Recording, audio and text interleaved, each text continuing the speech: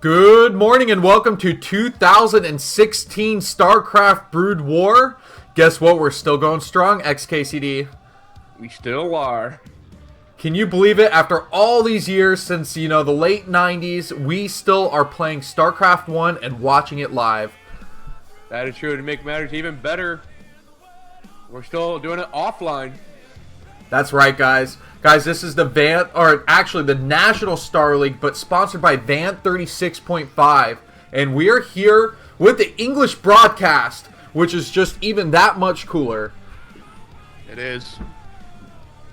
Boy, oh boy, do we have a good game today. This is going to be a TVT. It is going to be Sharp versus Mind. Yep. And here's the question of the day, though. Can Mind blunt the Sharp? Exactly. And I love that you opened up 2016 strong with a pun. All right, guys. Mind, as strong of a player as he is, does not have a great record versus Terran. In fact, he's under the 50% mark. No, he doesn't. And so I did some investigating, XKCD, and I found that if you remove his matchup against C, it actually brings his win percentage over 50%. That's interesting, though, because to me, like, what happened in TVT is, like, a lot of players will always have, like, a natural edge over each other, but Sharp has never played Mind in a TVT before. Yeah, they have not played each other, but playing against an experienced Terran player like C, he has 9 losses. So it looks like we'll see if Sharp has studied C's replays. Yeah, that's right. Try and figure out what the key was to winning. He's on a 4-game win streak, including 3 wins from the Advanced Starleague, and then 1 from the 41 Starleague season that just started to pick up over Major, Last, Haya, and Piano. Yep. It's actually a pretty impressive group of Terrans, even though their TVT is not just top tier, as one would expect. Yeah, some pretty big names in that mix. In fact, Last also has a pretty good win rate against Mind. And, Sharp taking a win off there is just definitely going to make it another hopeful avenue for him to win here. Playing for Sonic's team, Barras, we really want to see if he can just continue to hold that flagpole as he continues in this tournament. Mm-hmm. And, of course, we're just waiting for the games to start. Well, more importantly, though, we need to figure out what the players are feeling today. Because it is 2016, I hope everyone had a great time celebrating the big fireworks or whatever tradition you guys have. Might be like some of these players still might be hungover. Still hungover 3 days after New Year's. That's a good New Year's. That's a great New Year's. Oh, did that happen to you? What'd you get into for New Year's? Nothing. I just celebrated at home with the family, watched the fireworks. You didn't go streaking through the Cubs stadium? No need for that. Oh man, that's too bad. It's snowing. It's freezing, man. It's actually right now it's even snowing outside, so I'm not sure if I want to be streaking in the snow. Oh my god. Yeah, you'd be running really fast if you had to go streaking anywhere right now. And I would not want to get arrested, Because if I got arrested, then I wouldn't be able to be here. That's right. Yeah, definitely don't get arrested. And, it's getting cold here in Florida, too. That's where I know the rest of the world has to be cold, because it's like in the 40s here, and when my fingers are getting cold just casting, it's definitely got to be bad everywhere else. Oh, you don't have heating in your room? I do have heating, but I'm not going to run the heater right now. I've got my Ninja Turtle fleece bottoms on, so I'm good. Staying pretty warm there, and I got a sweatshirt on. All right, fair enough. We can work with it.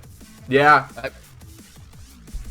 And I'm actually curious. Let's see. The finals is played on the 23rd, and I will be casting the finals from a room in Seattle. Oh, boy. Yeah. Let's hope Seattle Internet's pretty good. I mean, Microsoft is there, so why not?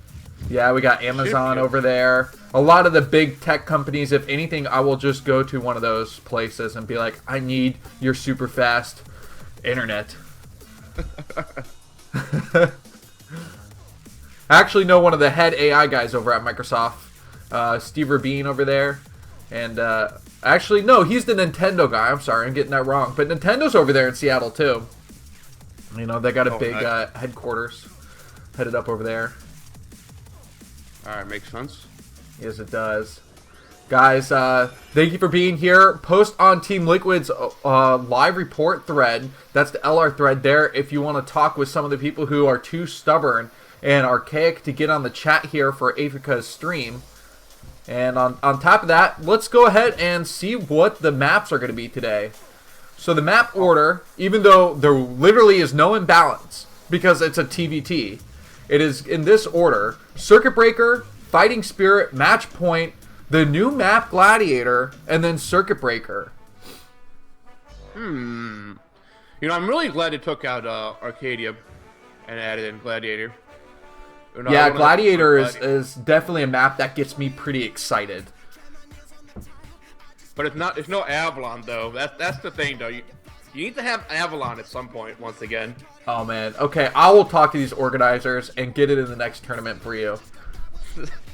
I feel like that's a must just to keep you happy. Even if it's like a round of 64 map, we will get it in there. No, that Avalon would be the perfect round of 64 map because that's the easiest map to upset any player on. Yeah. Oh man, never mind.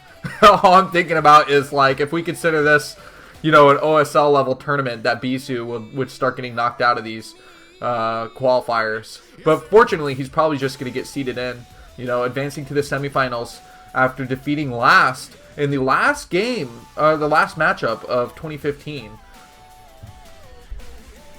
Right. Pretty easy 3-0, I would say, for him, but, you know, last did play actually quite well. If you guys haven't checked it out, make sure to check out the VODs on this Africa channel. Also great games. Yeah, he played, last showed some pretty good games, I'd say in the first game and the third game. It definitely got hectic in the third one here. But of course, we are in 2016, so we have to move on already. That's right.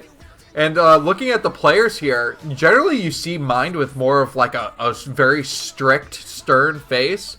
But he's showing some smiling and laughing inside of his interview here. Sharp looks a little bit more nervous, I would say. He's more fidgety. You see him swaying back and forth. Since when did you learn psychology? Oh, you know, I took it for half a semester at college. Half a semester, so you told me you dropped out? Wait, I actually completed my psychology class. Bam, how about that? Although, there was another psychology class that my friends took, and I was jealous because they didn't have to take the final if they taught themselves how to juggle. Oh, that's so easy. I cannot juggle. So, I guess technically I shouldn't be jealous. I'd still have to take the final. Well, the finals couldn't be that bad, though.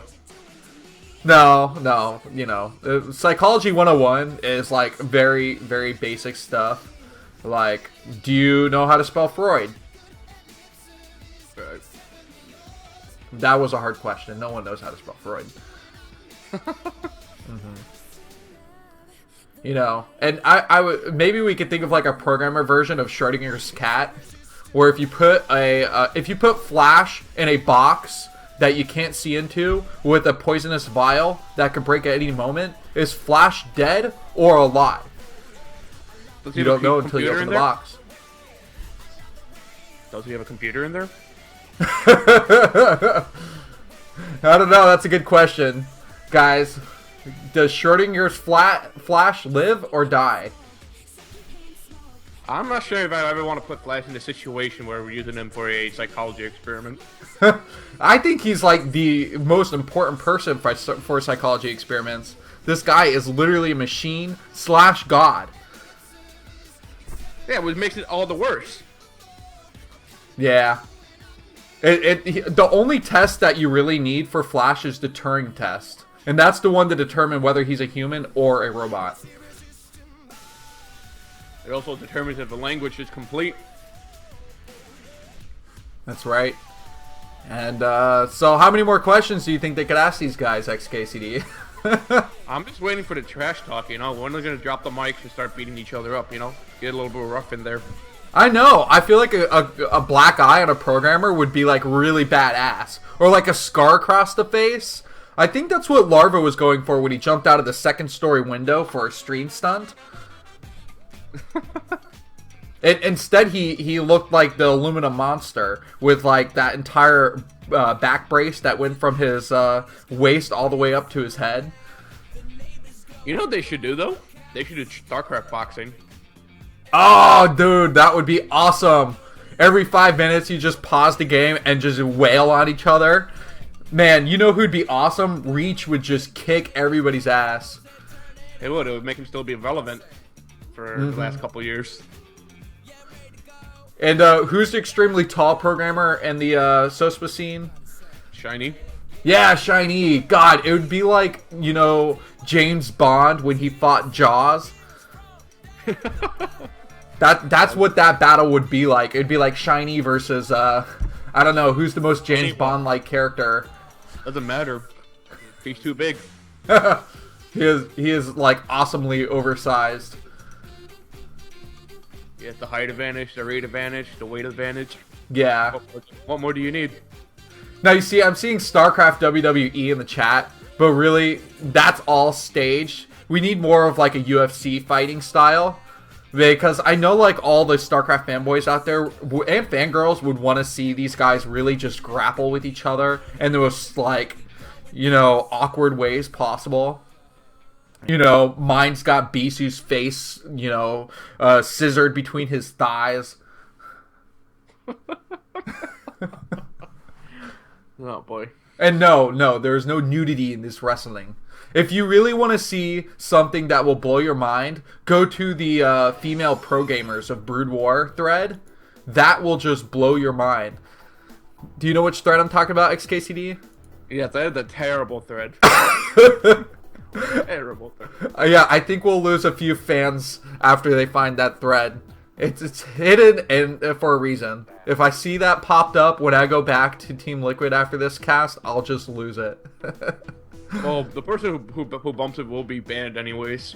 Mm-hmm. That's true.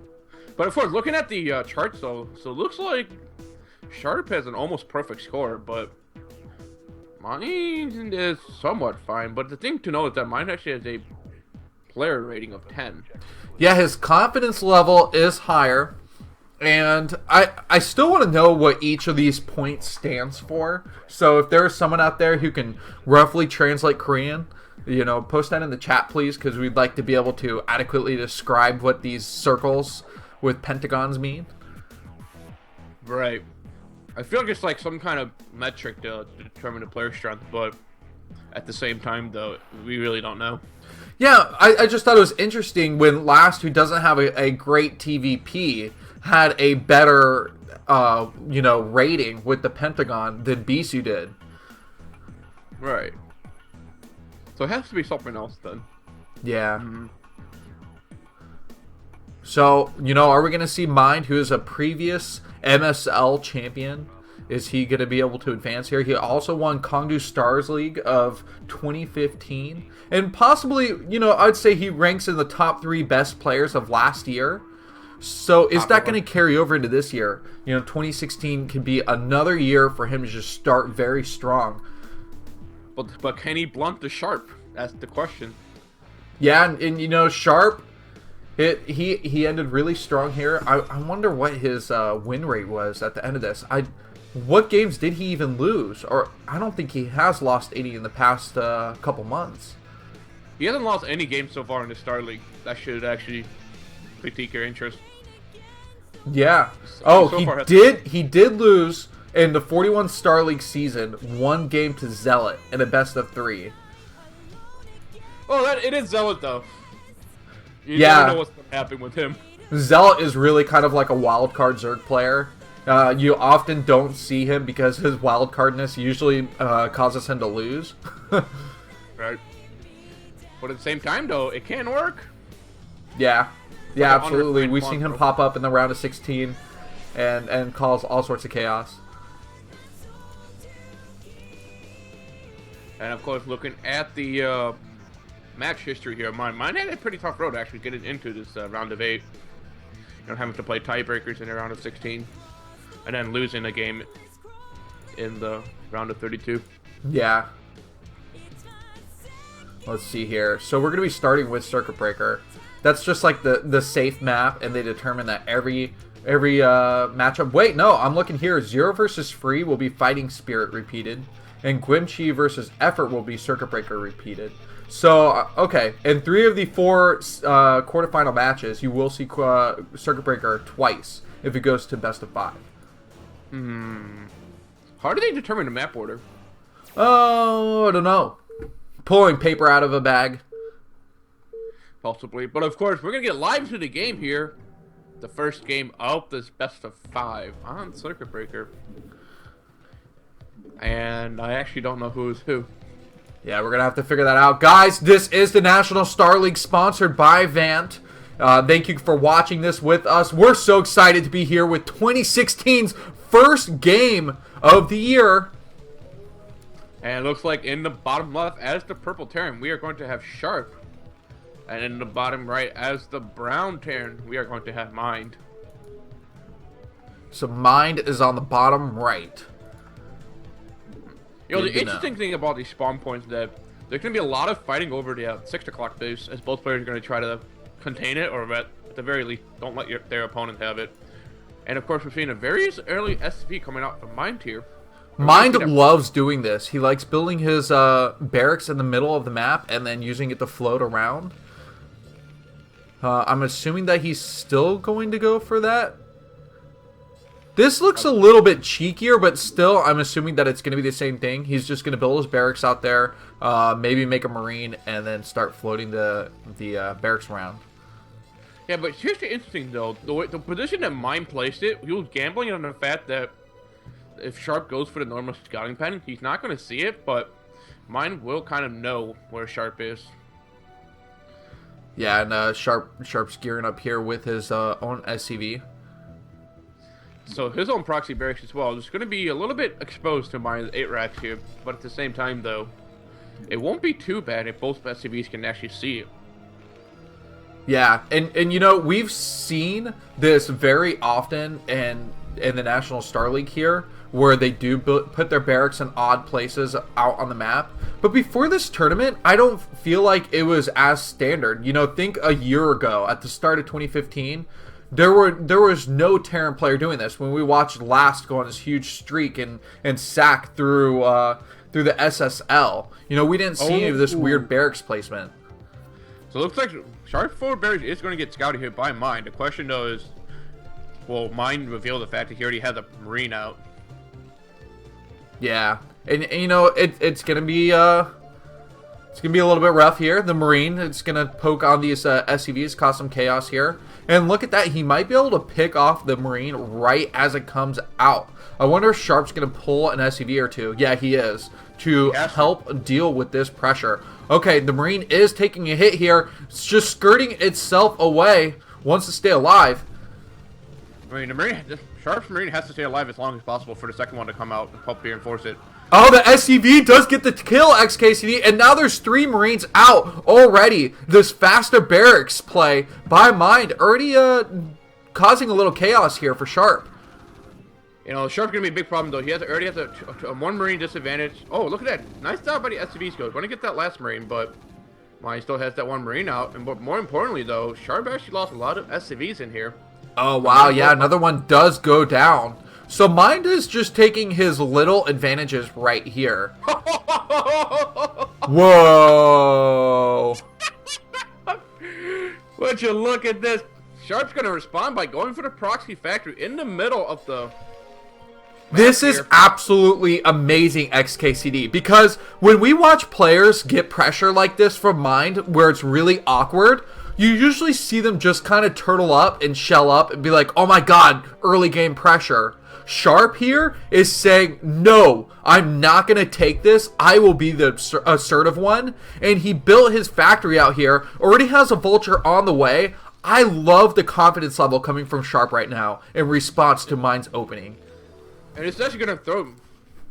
It looks like both players are actually getting their start points right now. I was about to say that Mind may not actually expect this vulture to be out so early.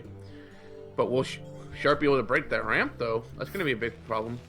Yeah. Okay, so because of the barracks being where it was built, it does see the starport is on its way. Now, what is Sharp's goal from this? Now that we see it blinking immediately, we know Wraiths are going to come out. Is Sharp going for dropships? That's an interesting play. Yeah, Sharp going for dropships. I'm sorry, we were looking at Mind when we saw the starport blinking. So, Wraiths on one side, dropship on the other. I'm going to have to give this favor, rather the advantage to Mind for now, only because that first dropship not going to be that useful. Yeah, as long as his Wraith isn't caught out of position, the dropship shouldn't be able to get units inside of that main base. But hold on, the control tower is blinking. Are we getting the Cloak Wraith upgrade? Ooh. Wow. You know what, though? Yeah, I would have tried to do something to repel that barracks first, because the barracks is going to see that there is blinking here. You know, everything that we're seeing on screen as casters, Mind is seeing also. Right, and of course, actually, Sharp Barracks might be able to see that control tower on the starport as well, if he floats it a little bit farther south. So, of course, Yeah, that's right. You know, both players going for the mirror builds. Not every day you see this happen. Yeah, and it's like a really like low army unit count, high-tech game so far off this one base, and it's really a low economy game because they don't have their expansions done yet either.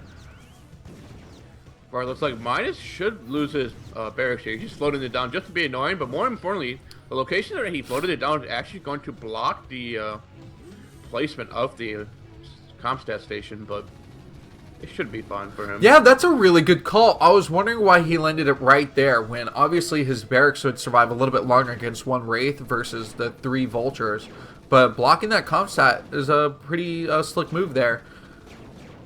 Right, but here comes the 2 Cloaked Wraiths coming in right now. Mine taking advantage of the fact he does have 2 starports again. Sharp's only 1. Yeah, I think even though there is no reveal for Sharp, fortunately the Cloaked Wraith energy is still going to be relatively low. Those are fresh Wraiths right out the starport. Looks like Sharp losing a lot of SCVs trying to get this turret down. Yeah, this is a huge annoyance. It's not like you can just use your spider mines for detection because they're in the air. Imagine if spider mines could just start firing themselves off into the air too. That would be pretty crazy. I'll tell you that much. You see like dud spider mines or diebacks in the air units. Oh man. It looks like Sharp's trying to hunt down the mines Wraiths here, but he came in at cloaks. He's actually losing a lot of energy while he's trying to figure out where mine zone Wraiths are. Meanwhile, Mine taking advantage of the situation, going for the expansion himself. So Mind actually going to be completely ahead so far in this game. Mind has had a pretty good SAV lead over Sharp in this entire game. After Sharp lost 3-4 SCVs in the beginning against that barracks harassment, and then now to these Wraiths, Mind's put himself in a really good position to take this command center and have a nice 2-base economic lead. Right, you know, the question that I want to know about is what's Sharp's transition going to be? He's going to lose his barracks here. There's no way he's able to contend it. It looks like he's going to go for the army, get the Goliaths going up, but he needs to expand pretty soon. I don't think he has a way to end this game right now. Do you think the armory is for Goliaths, or is he just going to start? He's going to start Wraith upgrades really early? It's a little bit of both, because knowing the fact that Mine has 2 starports, Sharp knows that he can't really contend with that. So he needs to get some sort of anti-air units, so basically Goliaths in this case. I'm surprised right there that Mine didn't try and poke in and kill the SCV off before he went away. He probably could have one-shot that SCV, and that would have been a pretty good hindrance against Sharp. But does he want to force the engagement, though? Sharp already had a lot of Wraiths sitting very nearby. Yeah, he did want to risk it. He saw the turret was there too, so it's not like he could have cloaked himself away. But, I mean, SCVs, they die pretty quickly. Oh, and there he does finally take that SCV out. Oh, the moment of caster brilliance. So, Sharp game going to be delayed even more here. It's going to let Mine get ahead farther and farther. Remember, I don't think either players really stopped actually producing Wraiths. Well, I like this decision, though, by Sharp, going for the Valkyrie. Ah, so that was the purpose of the armory. We were both kind of reading that one wrong. But yeah, if you can keep the Valkyrie alive and get a really good scan, the problem is that wraiths are so hard to get. They're so agile. So that way, when you do throw down a scan, can you actually get enough shots off with your Valk to make it worth it? Or, you know, is that going to get dodged out and then you come in with a good engagement to pick off the Valkyrie? You've got to do some wraith splitting too. You don't want to keep them clumped up when you want to take on a Valkyrie if you have to. Right, it looks like Mind actually did get a Valkyrie of its own, so both players very heavily committing to this air battle. Yeah, and it's funny, even though like it's all about air versus air here. Sometimes it's just like the incremental amounts of a stronger ground army could lead to the victory. You know, if you can eliminate your players' tanks and keep yours alive, then all of a sudden you've got all this ground control, and it becomes really hard to break any contain. Right, looks like Mind wants to start getting set up a soft contain on Sharp's side of the map here. For Sharp kind of reading this actually pretty well and getting his own units out by his high ground.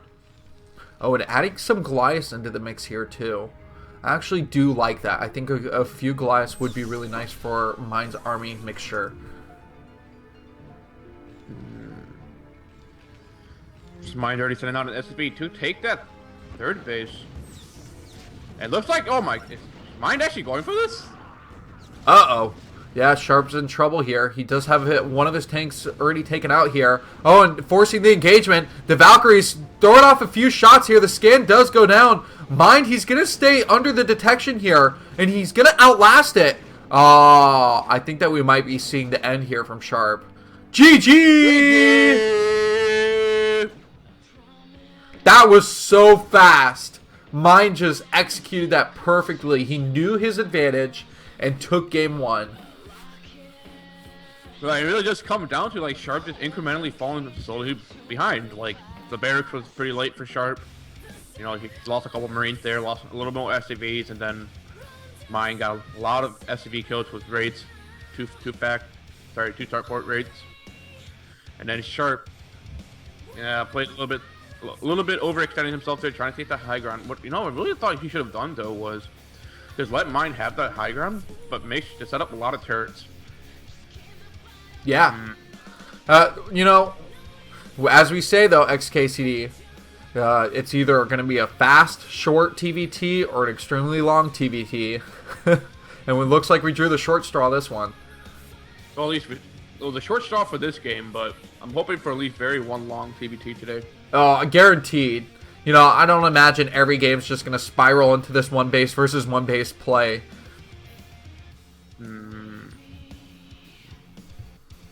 Yeah, that was a very entertaining game. That's actually the type of TVT that I love personally, is when it's really scrappy. You don't have a lot of units on the map, and you just got a variety of everything. You know, vultures, Valkyries, tanks, Goliaths. That was pretty awesome. Right. I'm wondering though, like Sharp should have not lost that engagement in the air that badly. He already had a couple of Valkyries out. I'm wondering if like he was mistargeting or the way that Mind was splitting his wraiths out was hoping.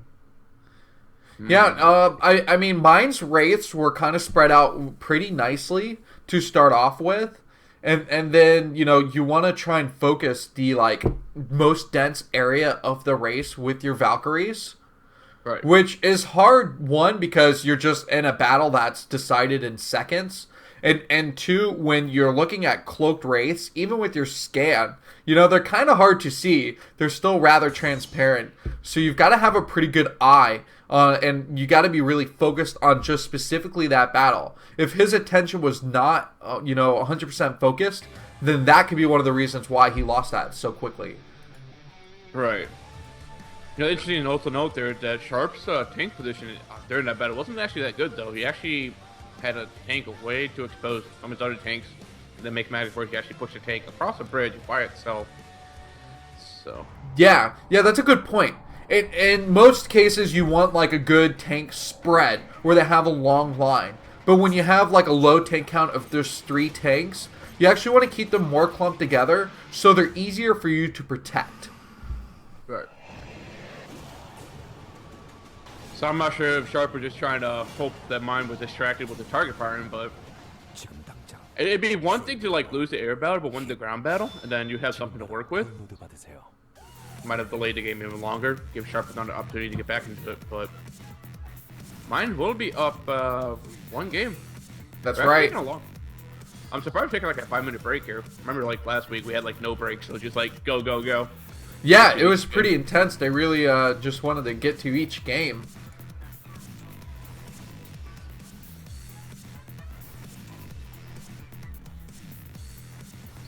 All right, guys. It is 2016. So, what is your New Year's resolution, Beast Dagger? Oh man, what is my New Year's resolution? Okay, so we're moving to Unity 5 with our current project, which if you guys don't know, Unity Hearthstone / Passion Stone is made in Unity. Anyway, have you ever played the games Wipeout HD? I played all of them, man. Dude, I love the Wipeout series. That's my favorite racing game. It is absolutely mine. It's kind of like for people who are really old school and love F-Zero, and that was their thing. For the current generation, I would say Wipeout is that. No, Wipeout's actually older than F-Zero, I think.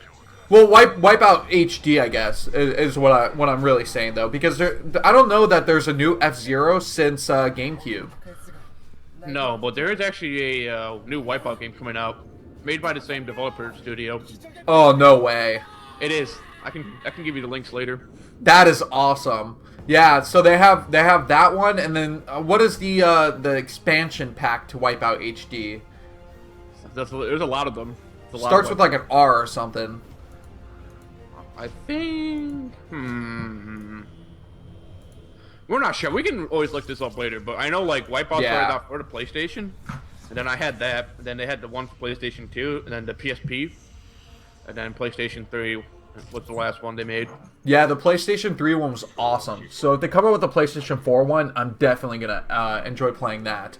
But my goal is to make kind of a replica of Wipeout on my own as like a side project at home. I realized in my week off from work that I really missed programming. So I wanted to do that more than even game. So I nerded out. I loaded Unity up on my computer, and I was like, okay, what's it take to get a vehicle to move like they do in Wipeout? And the physics get pretty fun trying to figure this out. Especially when you got to think about, like, does the vehicle clamp to the ground? Or how do you use gravity to push yourself onto the track when you're doing, like, loops and whatnot? So I figured I would get, like, one vehicle on one track and just try and emulate that programming-wise and see if I could do it. Yo, here's the fun part, though. The new Wipeout game that's coming out for PC. Oh, sick. It's not necessarily Wipeout, though. I think they called it something else. I know, guys, actually playing the alpha of it. It's actually pretty well designed so far in the alpha. Yeah. But it's very hard to play on the keyboard. I think you need to use a controller for it. Yeah, you gotta plug in a controller. Racing games are more fun, in my opinion, with analog sticks. Yeah, and we also have the sensitive input, so you can change your, I guess, severity of an input with a controller. Yeah. You know what I also really liked about the Wipeout games, too, is the soundtracks are just amazing. That is true. I mean, the visuals are really slick. The audio is awesome. I actually showed the game to my wife, and that's one of the few games that I showed to her, and immediately she's like, this is awesome. It is. Yeah. So that's definitely what I would like to get into. In fact, I just think about it now. It'd be really cool if I made like a replica version that could go on the Oculus. That might be a new goal. That's what I should do. I should make one level, but then go ahead and get the Oculus. I could bring it into work, or I could take the Oculus home, I think. So no, what you should do is make it all first person, so you have like your cockpit, and then you're sitting inside the cockpit while wearing the Oculus thing. That way, if you look around, you can see, out the outside world while you're driving. Yeah, that's difficult. I think that would be cool, like, to have that feel of being inside. But for me, there's nothing better than the third-person view for racing games. Yeah, I mean, in terms of like ease and gameplay, third person is nice, but I always feel like I always have the most fun when I play first person. So I feel like I'm the actual driver itself. That's right. Oh, looks like we're going to have a return here. Did you see they had a commercial for the GSL? So that's the StarCraft 2 tournament that Africa is running. If you haven't heard of the GSL, but you know StarCraft 2, you're probably under a rock. So that's their big tournament for StarCraft 2, but we all know the real action is happening right now, right here on day 2 in the round of 8 for StarCraft 1. Guys, welcome to 2016's Brood War. I am Bisu along with my co-caster XKCD. Let's see what's going to happen next. Of course, this will be Fighting Spit. Fighting Spirit. You know, that just made me think of the new Kung Fu Panda movie that's coming out. Oh, there's a new one coming out now? It looks adorable. And by adorable, there is like a bunch of pandas in this one. They thought in a third movie, why not more pandas? I've never seen a second movie. The second one was okay. In fact, I don't even remember the plot. But I think the third one's going to be good. Got Jack Black returning. So apparently he hasn't died yet. That man's immortal. He is immortal. Tenacious D will never die. Alright, game number 2 starting right now. Guys, we have a Protoss observer. Protoss observer? A Protoss observer, but that's okay. Our matchup here, TVT. Oh, look at this. We're going to have cross-spawn positions. Ooh, I like this. I like this cross-spawn. Remember how I was talking about earlier how we wanted a long game? I think this will be the game for the long game. Guaranteed. Unless this turns into like a Sack versus Last of Vulture Frenzy, I don't think this is going to be anything else but a 40-minute game. Guys, go get your beer hats on. Beer hats. So, of course, spawning in the bottom left as the white Terran, already one game down, we are going to have Sharp. And in the top right as the orange Terran, one game up, it is Mind. Yeah, you can't think about beer hats and not think of Happy Gilmore. You know, I would have to first get a beer hat. Oh, yeah. You know, you can make a makeshift beer hat as long as you have a hat and a can of beer and a straw that's long enough. Yeah, like, I have 2 6-packs in the back of my trunk, but I don't have any, like, a straw for it. Yeah. Or like a 2. If you're a hiker and you have a Camelback, you can put beer in that, too. No, I don't know if you want to put beer in a Camelback. And I don't know if you heard, but now there's, like, powderized alcohol that all you need to do is add water to.